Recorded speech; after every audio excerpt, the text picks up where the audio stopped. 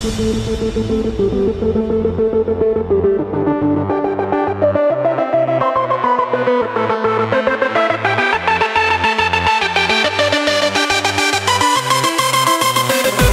for takeoff.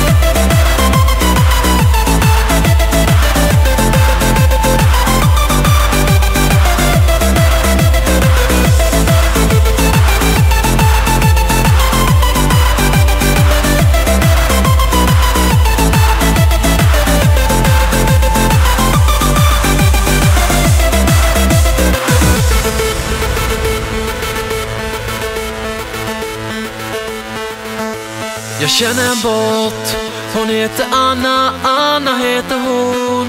Och hon kan banna det så hårt. Hon röjer upp i våran kanal. Jag vill berätta för dig att jag känner en båt. Då kom den dagen jag inte trodde fanns. Den satte verkligen kanalen ur balans. Jag trodde aldrig att jag hade så fel.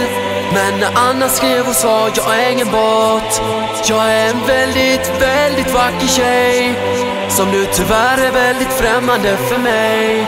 Men det finns inget som behöver förklaras.